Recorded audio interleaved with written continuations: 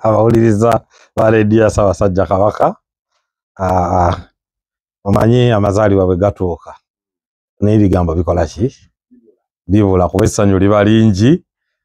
Ekyatugwira mu Buganda kiba ssanyu jjereere era leero Ssaabasajja Kabaka awezezza emyaka 7 bweddu, emyaka 7 mu lufutifuti bakiyita milestone, kikulu nnyo mu myaka gy'omuntu.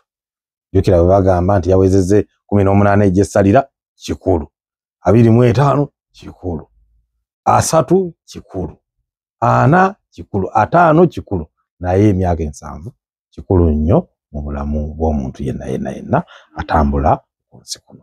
Obubaka bwa bannaffe bakadde baffe mu Katonda buwulikise, obubaka bwa Katikkiro buwulikise, tewali kudda mabega, bwetyo bwe tugenda okutambuza Buganda etweyagaza.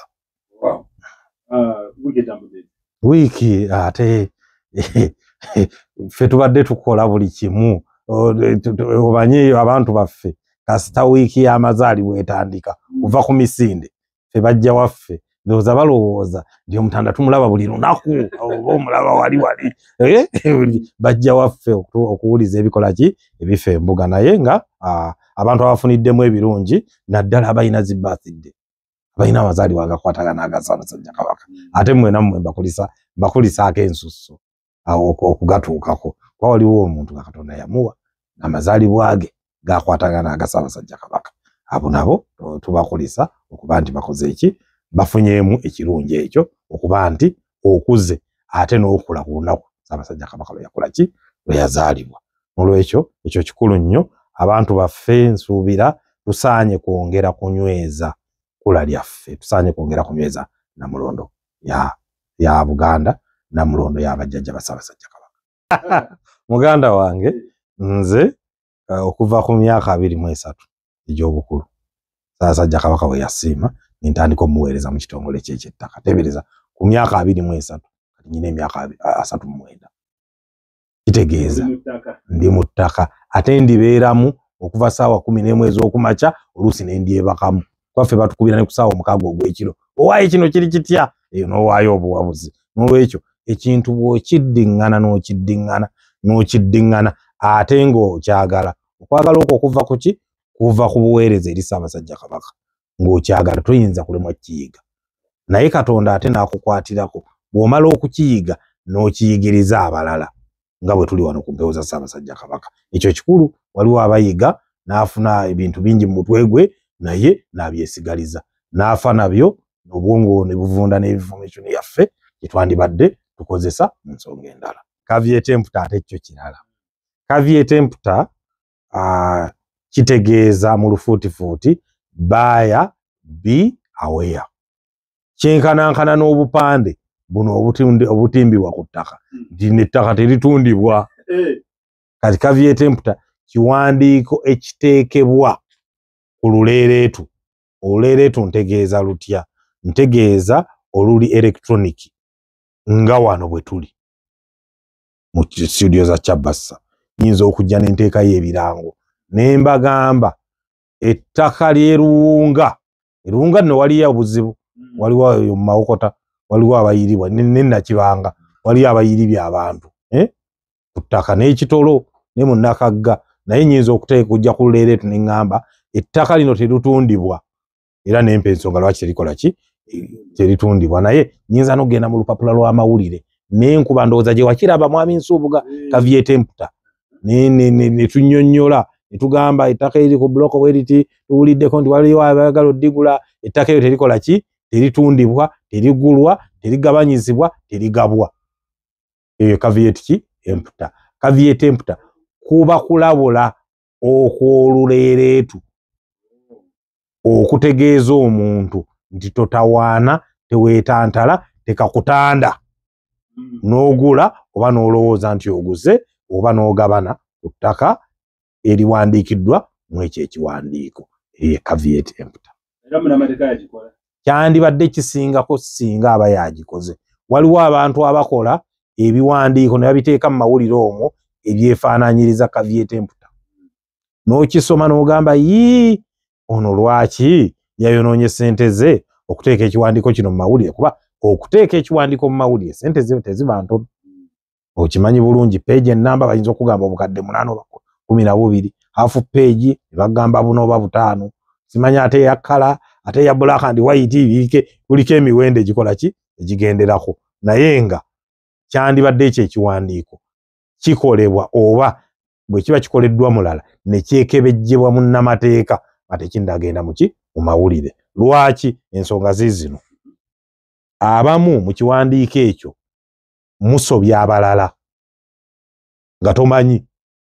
Oyo ayinza okuwandiika mu kiwandiiko kye akitumye no Kaviye Temputa n'agamba ettaka eryo alitunda Serwambala mubbi. Olaba aba afunye obuzibu aba alebudde mu buwandiike. So ekigendererwa kyo kiyinza okubanga wali oyagala kukuuma ttaka lyo naye mu kubaga ekiwandiiko ekyo kye wateekako omukono n'okiteeka mu mawulire ate n'oddizaamu emisango. Mubbi aha n'olebula. Ayinza okubanga mubbi naye nga tolina bukakafu nti muki kitegeeza tumutuuma omubbi oba ntegeerekese. N'olwekyo ate era n'empapula z'amawulire ekiwandiiko ekyo bw'okireeta zikyekenneenya ne zikkaka n'okukola ekiwandiiko kye tuyita indemnity. Ankinnyonnyoleko nzize ne Kaviye Temputa njagala baginteere mu lupapula lw'amawulire. Sijja zoogera mannya, empapula z'amawulire muzimanyi. Abakuŋŋaanya baaga amawulire ne bagamba tuteeremu indemnity, kola ekirayiro ffe ekitukuuma nti singa byoyogedde si bituufu gwe wabawabira. Si lupapula lw'amawulire. Ndowooza otegeera lwaki nkugamba nti nga tonnakola Kaviye Temputa genda mu bannamateeka bakuyambeko. Waba onaatunuulira ebyo byonna ebintu oyinza okukizuula nti gwe tobisobola, oyinza okubisobya ate ne bikuviiramu akabasa akalala. Oyogedde ku Kaviye Temputa obita waliwo n'abaziza obupande bwaga wano tewatundibwa wano ettaka lino teritundibwa nakyo ekyo kikolebwa mu mateeka. Kikolebwa mu mateeka lwaki? Kayinza okumuziyiza abantu abatuufu bw'ajja ku ttaka n'asangako akapande ako yeekubamu mu mutima n'anoonyereza lwaki ono yakaleeta. Abantu abalabbayi abalina ekigendererwa bw'akasanga ayinza n'okukamenyawo n'akateeka mu mmotoka ye n'avuga n'agenda n'akola ki n'agula ettaka eryo. Naye bwe bikaluba ne bigenda mu kkooti obwo bwe bumu ku bujulizi bwe nsobola okuleeta nti okumanya walina ekigendererwa ekiryazaamaanya n'akapande bwe wakalaba akali ku ttaka tewakafanako. Olutalo lw'ettaka ojja ozimba bujulizi ng'ogattako. Kati bwe nteekawo akapande ako ne nkuba Kaviye Temputa mu mawulire ne ngenda ne nteeka ne Kaviyeti ku kyapa gwe n'ojja n'ogula, toyinza kugenda mu kkooti nga bikaaye n'ogamba nze nagula mu butuufu, nze nagula simanyi. So mba nkuggyako ekiwero ky'oyimiriddeko ekya bonafide nti nagula mu mwoyo omulungi nga simanyi. Jjukira ekyo oyinza okuba tewagula mu mateeka matuufu naye n'ofuuka bonafide n'oba nga wagula kugamba kkooti neekukwatirwa akasa nti naye tafiirwa. Naye ebyo byonna bwe mba nabikola nga nawe wali obimanyi n'ogula, kitegeeza wali just wagula okozesa impunity. Kasajja fuba. Impunity oyo ekijja kijje kasajja fuba. Kati kiba kitegeeza gwe wagulira ddala muki era ne bw'oba ofiiriddwa kkooti esobola okugamba nti ofiirwe. Kuba wagula okimanyi gwe totya loosi. N'osalawo n'okola ki? N'ogula. Kakati n'olwekyo bikulu nnyo bino bye njogera nti ntadde Kaviye Temputa mu mawulire, ntadde akapande ku ttaka, ntadde ne Kaviyeti ku kyapa. Gwe olw'akasajja fuba ozze oguze. Kati bw'ojja n'ogula ebyo biba bibyo singa obifiirwamu. Ndowooza tutegeerekese bulungi. Nga bwe twayogedde ku Kaviyeti, yenna awulira nti okutundibwa oba okugula okwo kuyinza omukosa asobola okuteekawo akapande ako.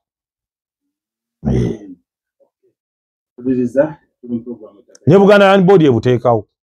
obusanga ku masiro nga tubutaddeko, bifo eby'ennono nga tubitaddeko, ku ttaka ettalize nga tubitaddeko, ku mbuga z'amagombola nga tubitaddeko, olw'abalabbayi. Jjukira bw'oba okola kye tuyita due diligence, oli gwe nabagambako nga tonnagula olina okukola kye bayita due diligence. Due diligence oyo okwekenneenya, kankuyita okwekenneenya, nti nagenda mu ministry nenkebera nga nsuubuga yali ku kyapa, ne ŋŋenda ku ttaka ne ntuuka wabeero si ne mbabuuza n'ettaka ne ndituukako, naye bw'olituukako nga wasangawo akapande ako, kiba kitegeeza wafuna okulabulwa okumala nti tolina ggula, kasajja fuba nakkulembera n'ogula. Omuntu bw'asangawo akapande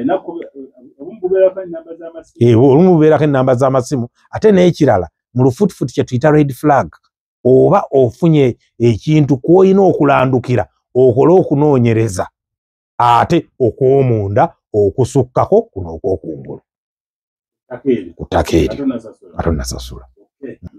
Kaakati waliwo ekintu kye tuyita special title. Etteeka nga bwe lyasengekebwa okuva mu 1900 olwereere, ne tuyita mu 1800, ne tuyita mu 1908, ne tuyita mu 1910, ne tuyita amateeka gazze gakola ki? Gakyuka. Naye ebimu ku bisigadde nga biringa bwe byali y'ensonga ya special title. Nsaba njigirize abawuliriza ba Radio ya Ssaabasajja Kabaka. Special title kye ki? Eryo lyagamba special title kye ki? Etteeka lirengera wala. Etteeka Namasole.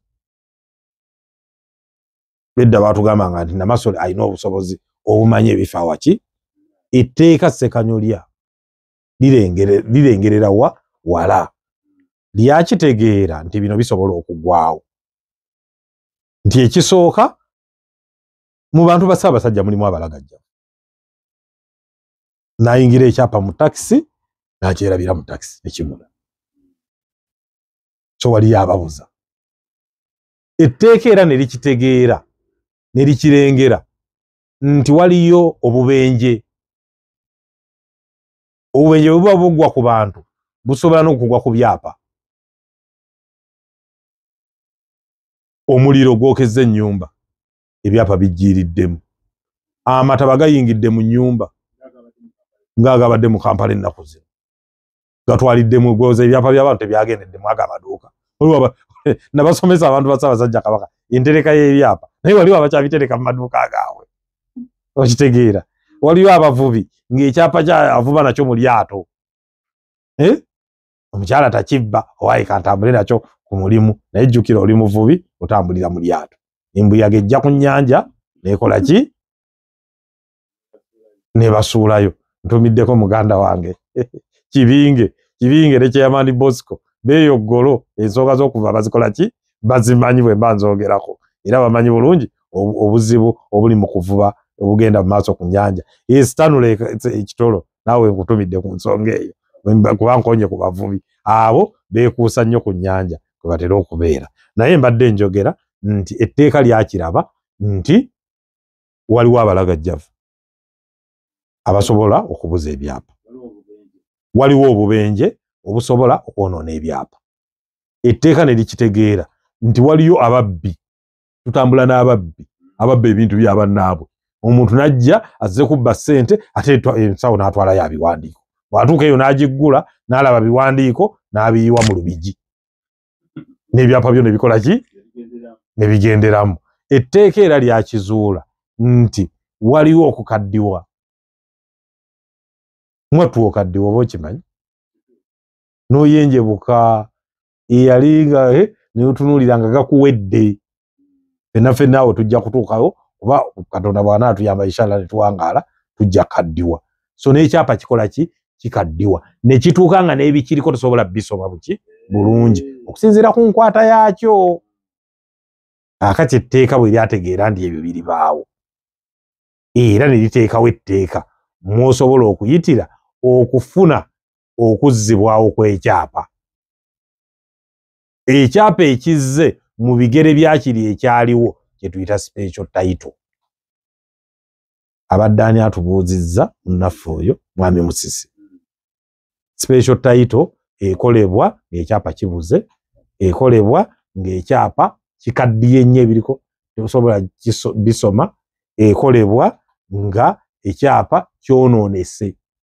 Ebyo byonna kasita olaba nga tukyalina kyapa oba nga tukyakiraba bulabi nenkebera ngamba oba nakiteeka wano oba nakiteeka wali oba nakiteeka wali nate nga njagala kikozesa nenkironyeza omwezi sikiraba ngamba ekyapa mwekiri muno mu nnyumba naye kimbuze.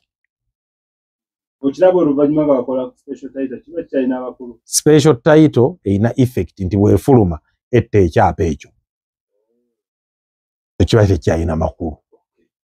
Kuba eri ku fayiro ya ministry gye nakugambye mu ggwandiisizo bwe bakufulumya special title ku fayiro bakitayipinga ne ku record nti guno kwafulumako special title. N'olwekyo bujja gwe ng'okunnumba ne kiri oke wakibba naye nze nenkola special title, nze wakinzibako nenkola special title. Onojja ng'okunnumba ng'onebitransfer byo bakugamba bireke wano ddayo owumulire mu kisa bino tebikola.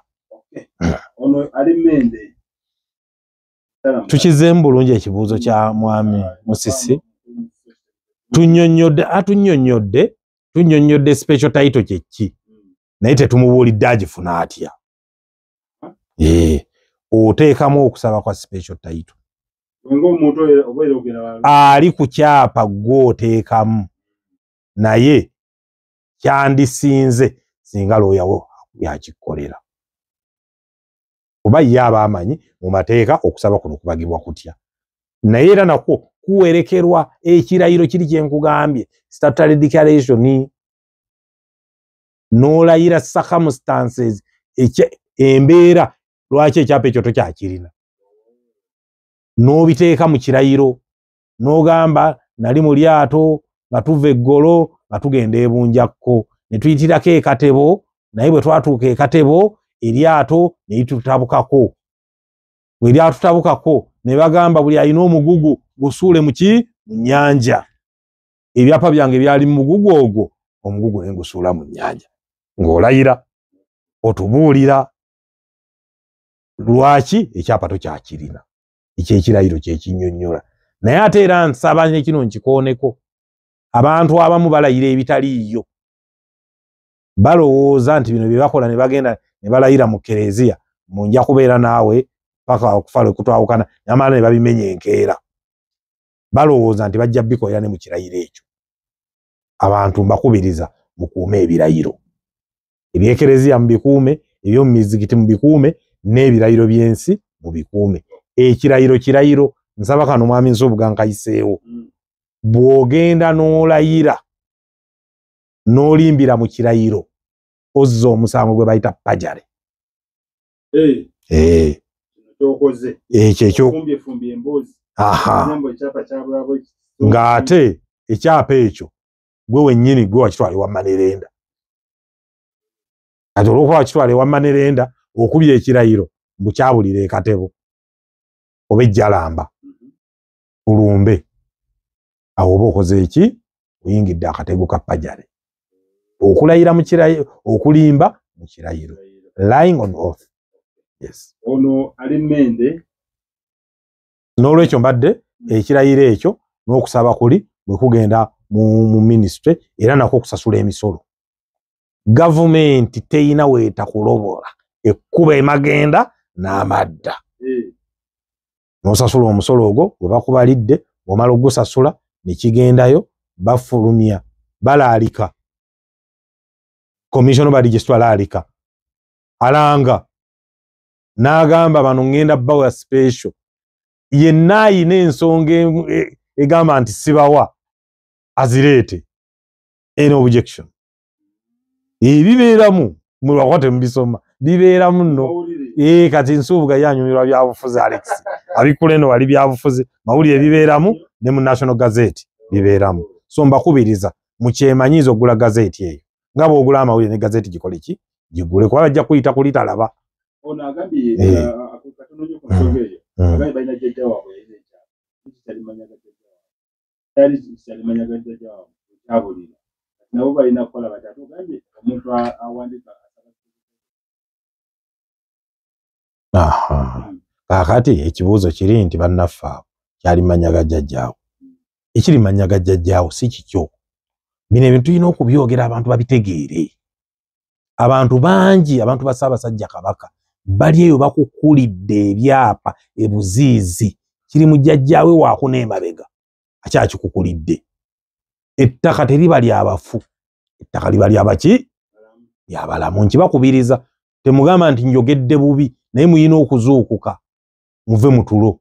Abantu bababbye bwe batyo.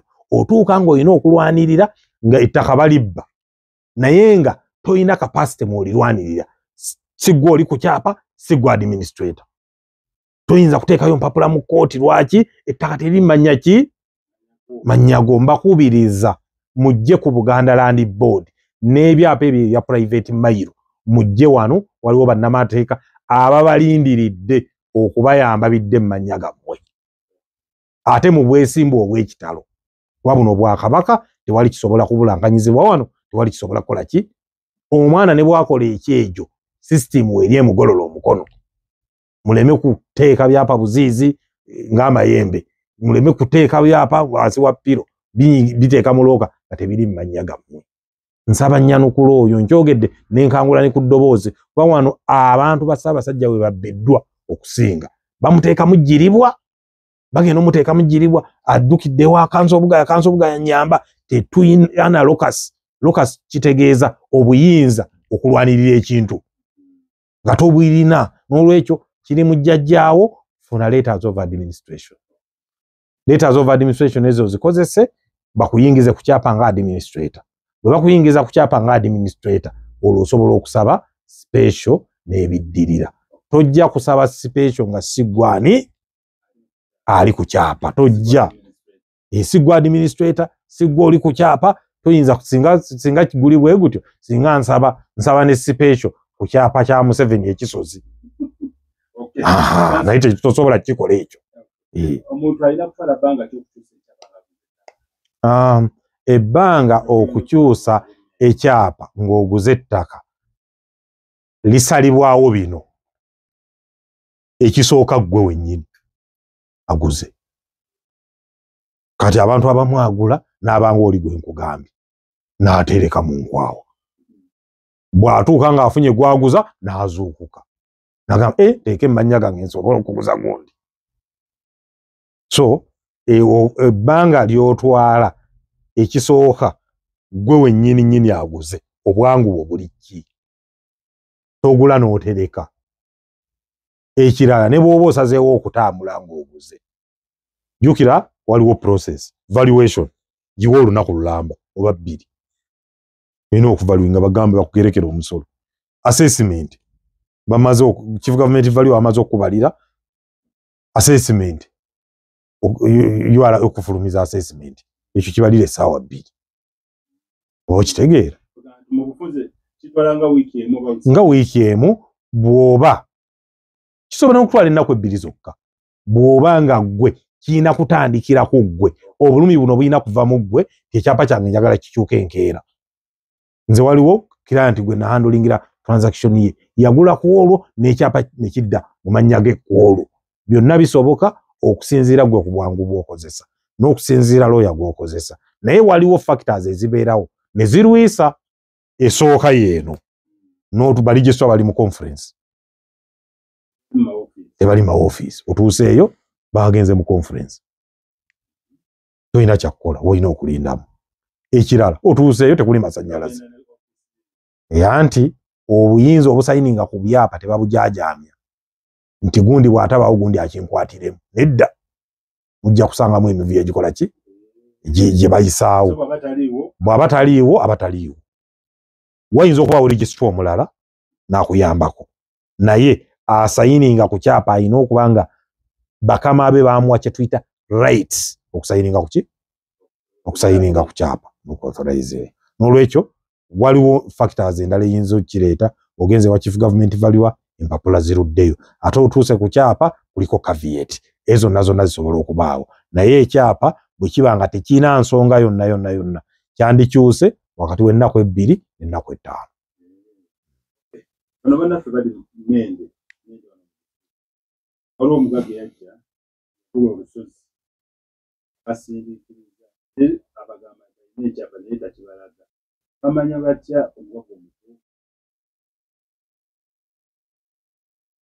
neeyanziza nnyo era ekyo tekiri mmende yokka naffe waffe Mawokota gyekiri essanga okisangayo ekawumba okisangayo okisanga ejjalamba mu Lubanga eyo gyebiri omuntu ajja ne yeetuuma nti ye nannyini ttaka naye n'atajjaayo biwandiiko biwa abantu bw'olabanga ekintu nga kiri bwe kityo ne bakanyama abamu bajja n'abamagye abamu bajja n'abapoliisi abamu batiisatiisa n'okuloga abantu bajja baweereza amayembe gabagobe ku ttaka n'olwekyo byonna bibeerayo naye ekikulu kiri nti tokkiriza kuteesa na muntu atakuwadde empapula za bwannannyini bwe obwannannyini ttaka si bwa nkiso nti obeera nannyini eyeekwese bw'obanga ogamba nti ettaka liryo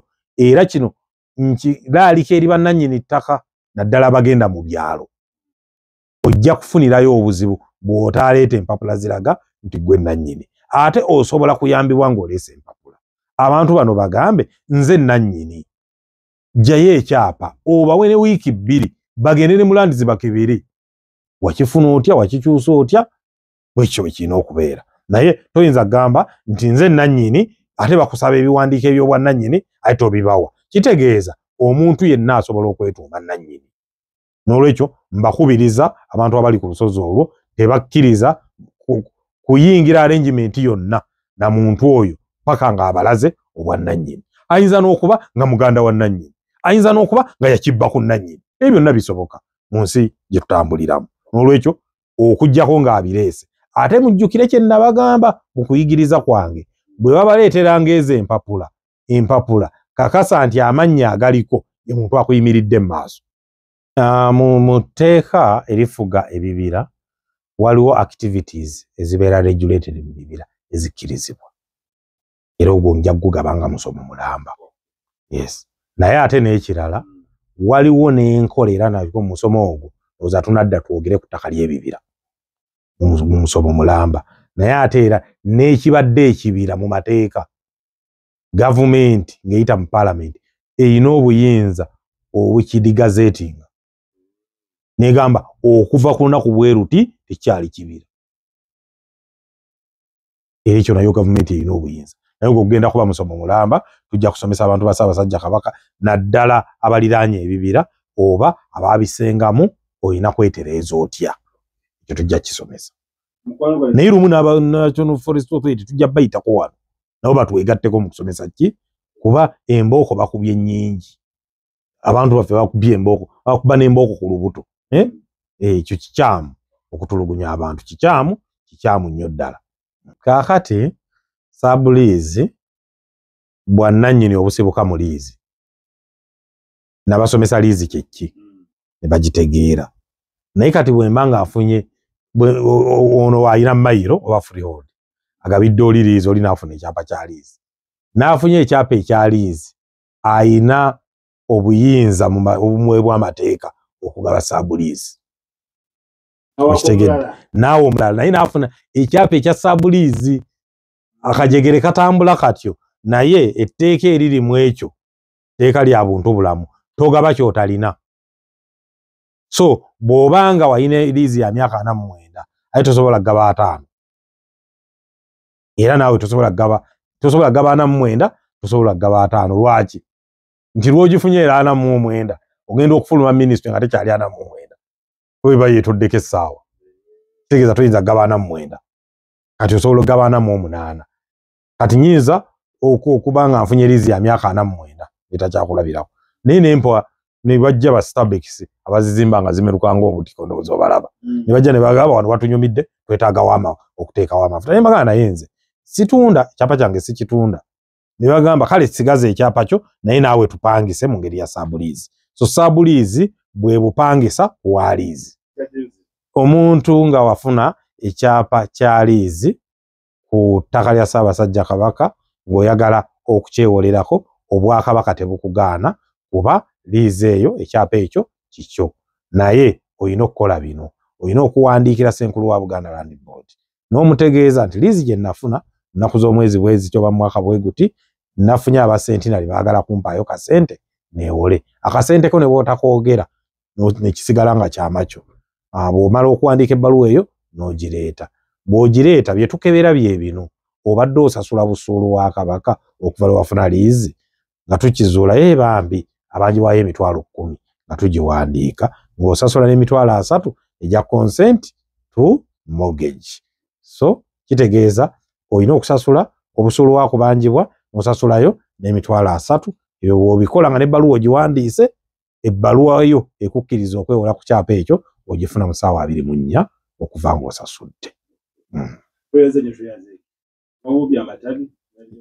Ate nnyinza obutabi tetubuubase bwe tunyenya manyenye abatabi twaganyenyezza ate twaganyenyezza mu ssanyu tituganyenyezza ng'ate tuli ku mazaalibwa ga Beene ekyo kikulu nnyo entukuvu tugiyingidde nga twolekera Easter tukunga abantu ba Buganda bonna we bali nti tusigaze obuntu bulamu bwe twolesezza mu kiki mu kisiibo emirimu gye tukola mu bannamawokota tukoze emirimu mingi ssebo rediyo si teyenkananga eno rediyo yaffe yeeri nga bw'obimanyi kisaawe bano baana fiizi bano bannamateeka betusitudde betuweerera bano baddokita bano baki tukoze emirimu mingi gano masinzizo gino mizigiti gano malwaliro kugezaako okusitula embeera y'abantu baffe ey'omu mawokota tusaba kimu mu wiiki eno entukuvu twongere okuwagira emirimu gya Kanso Bugaya gy'abatuusaako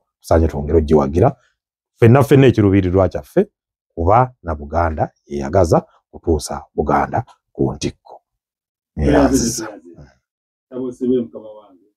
siyinza kwerabira naye oluusi tonzikiriza kutumira ate nga njagala nnyo ntumire ku bantu ntumira Chairman Nalima Chairman waffe Kituntu ndowooza omumanyi bulungi mukwano gwo nnyo nange mukwano gwange ddala antumira Meya Zed meya waffe wakayabwa yagenda agira bwati namalira mu independent yawo yagenda asesetuka nga avaayo antumira Kiyingi mwami Kiyingi Swaib naye nkutumidde mwebale nnyo emirimu gyonna gye mukola ki gye mugenda mwami Mubiru wa Zaayi nawe nkutumidde nnyo mwebale nnyo emirimu gye mututuusaako tulowooza nti bwe tukwasiza awamu buli kimu kijja kubeera weewaawo. Ayi Katonda Ssaabasajja Kabaka wa Buganda.